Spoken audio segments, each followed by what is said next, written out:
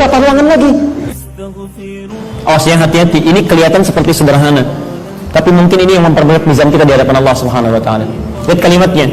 Qul in kuntum tuhibbunallaha fattabi'uni.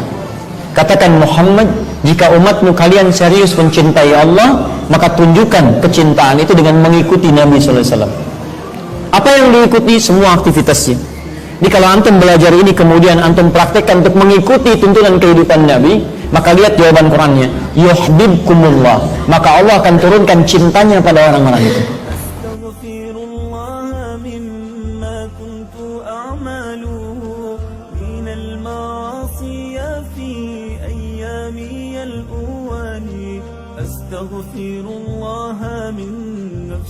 Ini kelihatannya seperti kecil bukunya, ringan dipegangnya, tapi isinya begitu bernilai dan mungkin memperberat mizan kita di hadapan Allah Subhanahu wa taala.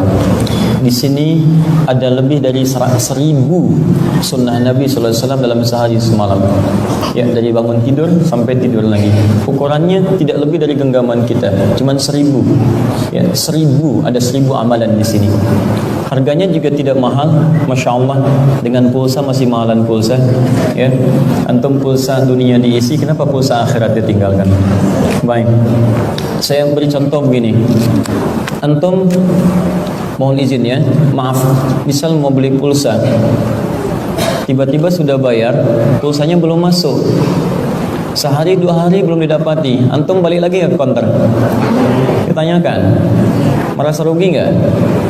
Masya Allah, Allah kasih modal antum dalam sehari. Ada 1000 sunnah kemudian ditawarkan oleh Nabi. Modalnya sudah dikasih, waktu 24 jam. Masya Allah, kenapa ketika modal sudah diberikan, tertinggal sunnah, antum tidak merasa rugi? Pulsa dunia belum masuk, antum ruginya luar biasa. Pulsa akhirat belum didapat, kenapa tidak merasa rugi? Contoh, ibu sedang jalan, tiba-tiba uang tertinggal 100.000, jatuh. Dari belakang mengatakan, Bu, uangnya jatuh, diambil nggak? Kompak. Dan hebatnya, tanpa ada jeda, ambil. Luar biasa. Pertanyaan saya, ketika satu sunnah tertinggal, kenapa Anda tidak mengambilnya? Dan kenapa tidak secepat itu jawabannya? Tidak pakai ya? Kenapa? Ya. Ada sekian banyak sunnah dalam kehidupan. Sunnah mau makan, sunnah bangun tidur, sunnah mandi, sunnah akan sholat, sunnah dalam bacaan Al-Quran, sunnah dalam jalan, sunnah dalam duduk, sunnah dalam menulis, sunnah dalam menerima jawaban orang lain, sunnah dalam tersenyum, sunnah dalam bicara, sunnah dalam menatap. Kenapa kita tertinggal satu, tidak merasa rugi kita? Maka dari situ, orang-orang yang berusaha memperbaiki akhiratnya, dia tidak akan pernah meninggalkan satu yang ia ketahui dari tuntunan akhiratnya. Ini insya Allah, ini Masya Allah isinya sangat banyak. Titian mizannya juga begitu berat, tapi dipegangnya begitu ringan. Dan masuk ke saku bisa kapan saja. Dan ini asli, masih pakai bahasa Arab. Ya betul. Alhamdulillah. Nah, supaya Anda tidak ada alasan lagi dan tidak ada keluhan lagi, saya berikan kemudian contoh terjemahannya. Saya terjemahannya. Ya, dalam bahasa Indonesia. Ini sudah diterjemahkan, tapi saya belum teliti keseluruhannya. Apakah terjemahan ini barangkali sesuai dengan makna hadisnya atau tidak? Tapi setidaknya terjemahan memberikan bantuan keumuman makna dibandingkan tidak tahu sama sekali. Ya. Maka saya tidak ada kaitan dengan penerbit ataupun macam-macam. Cuma saya pertemukan ini di perpustakaan yang kami dititipi oleh Allah Subhanahu wa taala. Lalu saya lihat ada kesesuaian, termasuk juga dalam penulisnya, ya, Khalid Al-Husainan. Ini saya dapatkan, ternyata benar. Nanti kalau antum misalnya temukan ini, saya kira itu bisa banyak membantu, ya. Namun saya tetap mengembalikan ini kepada sumber aslinya. Jadi begitu ada satu sunnah di sini, saya kembalikan pada kitab pokoknya. Misal, sunnah pertama nanti dari bangun tidurnya Nabi seperti apa? Di sini disebutkan. Ketika disebutkan, saya kembalikan ke kitab aslinya. Saya cari di kitab hadis. Nah, pencarian saya kemudian saya tuliskan dalam kertas terpisah. Kertas ini saya sertakan dalil-dalilnya, keterangannya, dan itu nanti antum boleh copy dan insya Allah antum bisa bawa pulang. Jadi yang saya tuliskan di kertas insya Allah lebih lengkap daripada apa yang ada di buku. Karena ini merujuk langsung pada sumber aslinya dari kitabnya plus keterangan di beberapa kitab yang lainnya. Jadi kalau antum misalnya ingin tuliskan di kitab ini adanya, ini keterangannya, ini hadisnya, ini amalannya. Jelas? Tayyib. Yang ini nanti ini tugas saya. Saya yang tuliskan, saya yang print out, insya Allah saya copy sendiri dan antum tinggal terima saja insya Allah dalam pembahasan kita. Sepakat sampai sini? Antum bisa kopikan itu. Saya senang kalau antum bagikan, itu tidak diperjualbelikan. Jelas ya? Antum share sebanyak-banyaknya supaya setiap orang bisa belajar kebaikan insya Allah. Paham? Bismillah. Kita mulai bagian pertama. Bismillahirrahmanirrahim. Sunnah pertama. Sunnah pertama. Sunnah bangun tidur. Bagaimana bangun tidurnya Nabi Sallallahu Alaihi Wasallam. Ingat yang kita pelajari dari bangun tidur sampai tidur lagi. Jelas ya? Kajiannya As-Sunnah An-Nabawiyah, terjemahannya keseharian Nabi Sallallahu Alaihi Wasallam. Satu ditemukan di Al-Bukhari, riwayatnya nomor hadis 181. Al-Bukhari nomor hadis 181.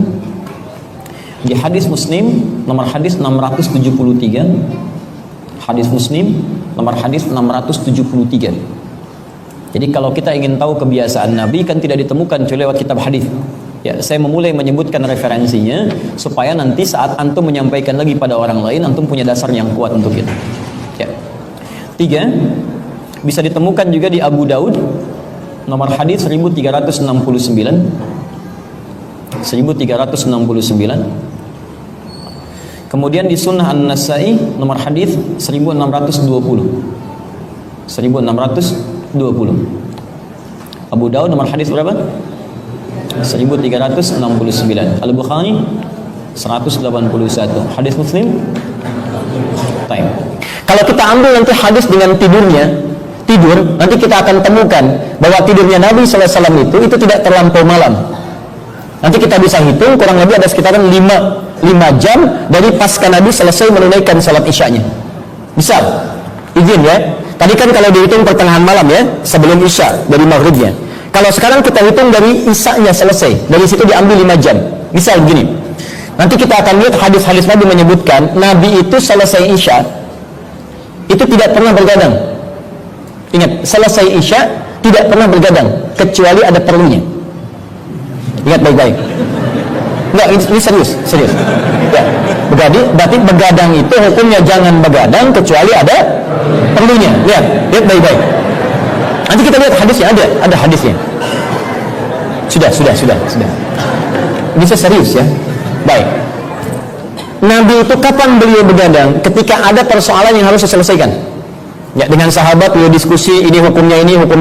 Ada kejadian begini. Tapi kalau tidak ada yang demikian, maka selesai isya kembali pada keluarganya, diskusi sebentar dengan istrinya, mengevaluasi kehidupannya, setelah itu tidurlah beliau bersama keluarganya. Kalau isya selesai misal jam 8, beliau diskusi taruhlah setengah jam dengan zikirnya misalnya jam 9, taruhlah jam 9 kurang seperempat, 9 tambah 5 berapa? Baik, 14 ambil jam 2, maka bangunlah kisaran jam 2 Rasulullah SAW. Kalau hitungan jam kita sekarang lebih sedikit, mungkin tambah sedikit setengah jam, sekitar setengah 3 biasanya, maka antara jam 2 setengah 3. Berarti kita bisa simpulkan terlepas dari jamnya, mau jam 1 bangunnya, mau jam 2 bangunnya, mau jam 3 bangunnya, kesimpulan paling gampangnya Nabi tidak pernah bangun subuh dalam kebiasaan normalnya. Ingat, dalam kebiasaan normalnya. Catat kalimat dalam kebiasaan normal ini, karena nanti ada kegiatan beliau ketika sedang berjalan safar, pernah nanti beliau ingatkan kepada Bilal supaya beliau berjaga, jaga supaya subuh nggak kesiangan. Tiba-tiba kata Bilal, tenang ya Rasulullah, saya bisa berjaga dan kita bisa bangun sebelum subuh. Kata Nabi, tetap kamu jaga. Kata Bilal, saya tidur ya Rasulullah, saya bangun sebelum subuh. Tiba-tiba ketika bangun, semua bangun, matahari sudah mulai menyinari kepala masing-masing. Kesiangan. Maka bangunlah Nabi SAW mengatakan, wailak ya Bilal, celaka kamu Bilal. Katanya mau jaga, sekarang kesiangan. Tayyib. Maka Nabi perintahkan, jangan ulangi seperti itu lagi, bermohon kepada Allah dengan baik. Nabi perintahkan semua berwudu, kemudian setelah itu Bilal azan, kemudian menunaikan salat sunnah 2 rakaat, setelah itu iqamat dan menunaikan salat subuhnya. Ya, kenapa Nabi kemudian ditetapkan oleh Allah bangun melewati masa yang telah ditetapkan dari subuhnya? Lihat, mudah bagi Allah membangunkan Nabi sebelum subuh dan mengerjakan salatnya. Para ulama hadis mengatakan kenapa ditetapkan oleh Allah bangun seakan-akan kesiangan untuk memberikan sumber hukum kepada umatnya di masa depan yang mengalami peristiwa serupa. Sebab kalau tidak ada kejadian demikian, mustahil umat bisa mendapatkan bagian dari tuntunan hukumnya. Tapi ini bukan dijadikan alasan bahwa Anda boleh bangun kesiangan. Jelas ya? Kenapa kesiangan? Sunnah Nabi. Oh, hati-hati. Jelas ya? Jadi kalau dalam situasi normal, situasi yang baiknya, tidak ada kasus yang demikian, maka Nabi bangun di pertengahan malamnya, tidak pernah tercatat bangun dalam keadaan subuhnya. Jelas di sini? Ingat situasi yang normal ya, tidak normal itu urusan yang lainnya. Maka maksud saya begini, Nabi saja yang jelas surganya, terjaga dari kesalahan dengan maksumnya, surganya tingkat paling tinggi, dengan segala jaminan itu masih mau bangun malam dan tidak kesiangan. Antum yang bukan Nabi, belum jelas surganya, tidak ada jaminan bebas dari kesalahannya, kenapa sampai sekarang masih belum bisa merenungkan itu? Kemarin waktu jam 5 subuhnya, antum masih bisa bangun jam 4. Sekarang kenapa setelah subuhnya dikasih jam 4, antum malah bangun jam 5? Kita lihat ya. Berarti sunnah pertama, jangan tidur terlalu malam agar antum bisa bangun lebih cepat. Sunnah pertama. Sekarang kita lihat cara bangunnya. Istaiqadha Rasulullah sallallahu alaihi wasallam fajalasa. Sunnah pertama, Nabi saat bangun dari tidur itu beliau berusaha untuk duduk terlebih dahulu. Saya ulang, sunnah pertama apa? Duduk. Jelas? Baik. Tolong fokus baik-baik. Saya ingin sedikit serius menekankan ini. Antum sebelum belajar ini bisa melakukan kebiasaan ini. Begitu bangun, antum duduk dulu. Saat Anda duduk, itu belum ada pahalanya. Tidak ada, itu cuma rutinitas saja. Tapi ketika Anda belajar materi ini, kemudian Anda praktekkan bangun nanti, dan Anda duduk untuk mengamalkan ini, maka duduk yang Anda dicatat sebagai pahala. Itu bedanya. Dan orang yang mengikuti seperti ini, itu dijamin oleh Al-Quran, pertama berpeluang mendapatkan cinta Allah Subhanahu Wa Taala. Dalilnya ada di Quran surah ketiga, Ali Imran ayat 31, paling kiri sebelah atas. Awas yang hati-hati, ini kelihatan seperti sederhana, tapi mungkin ini yang memperberat mizan kita di hadapan Allah Subhanahu Wa Taala. Lihat kalimatnya, Qul in kuntum tuhibbunallaha fattabi'uni. Katakan Muhammad, jika umatmu kalian serius mencintai Allah, maka tunjukkan kecintaan itu dengan mengikuti Nabi sallallahu alaihi wasallam. Apa yang diikuti? Semua aktivitasnya. Jadi kalau antum belajar ini kemudian antum praktekkan untuk mengikuti tuntunan kehidupan Nabi, maka lihat jawaban Qurannya, yuhibbukumullah, maka Allah akan turunkan cintanya pada orang-orang itu. Jadi maksud saya kelihatan sederhana, tapi tolong diingat-ingat bahwa mulai malam ini ketika bangun dari tidur, apa yang dilakukan? Baik, duduknya kenapa? Bukan, duduknya untuk mengikuti sunnah Nabi SAW. Jelas ya? Jadi mulai hari ini persepsi kita berubah. Jadi kalau antum mengerjakan sesuatu bukan karena pekerjaan itu dikerjakan, tapi Nabi menuntun saya mengerjakan itu. Antum bagikan misalnya dengan teman-teman makanan, taruhlah di kantor misalnya berbagi makanan, traktir teman yang lain. Begitu ditanya, kok tumben baik hari ini? Bukan tumben, tapi saya ingin mengamalkan petunjuk Nabi saya SAW. Kata Nabi berbagi, saya berbagi. Baik, ada non-muslim kasih, karena infak untuk makanan itu tidak menunjuk pada orang muslim saja. Silahkan cek, pernahkah ada hadis mengatakan ketika Anda memasak makanan, maka bagilah tetangga Anda, yang muslim saja, non-muslim jangan? Ada? Tidak ada. Yang ada mengatakan jika Anda masak makanan, maka sampai baunya ke tetangga Anda, maka bagilah ia walaupun Masya Allah, keras sekali. Hafal bagian itu, luar biasa. Walaupun cuma kuahnya. Saya sering katakan, baca hadis ini, Anda mesti teliti. Maksud hadis ini, sekalipun Anda masak kuahnya saja, maka bagilah kuahnya. Itu maksudnya. Awas, hadis ini bukan maksudnya Anda masak opornya, kuahnya bagi orang, bukan. Ya. Anda masak opor, kuahnya ada. Anda bagi orang lain, Masya Allah, kasih kuahnya. Kok cuman kuahnya? Hadis Nabi. Itu Masya Allah. Nabi yang Anda salahkan. Luar biasa. Sehat orang itu. Jelas ya?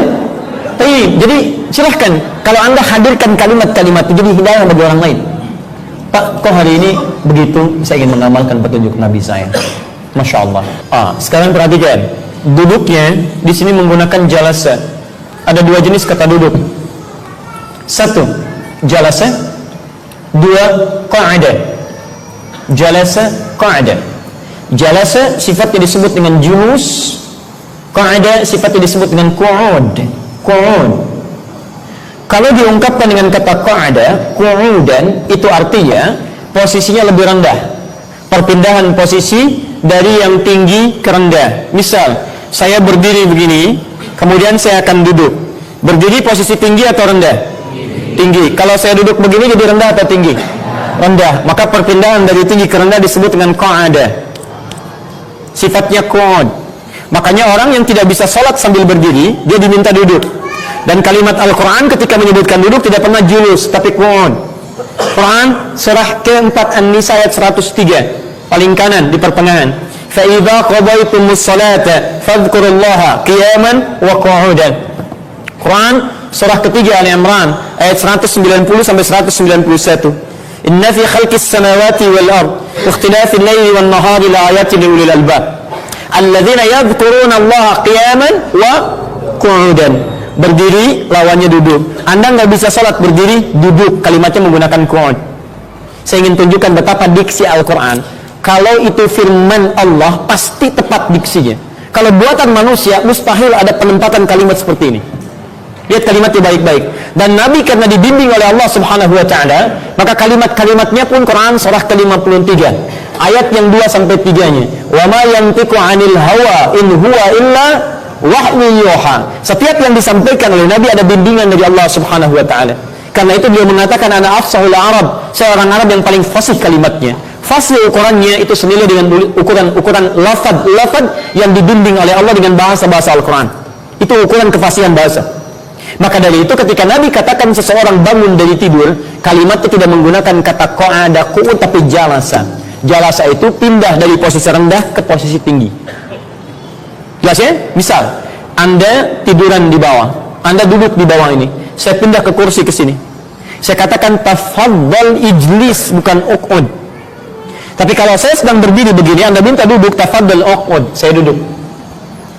Saya pindah ke bawah, tafaddal uq'ud, saya ke lantai. Tapi kalau saya katakan tafaddal julus, pindah tempat dari bawah ke tempat yang tinggi.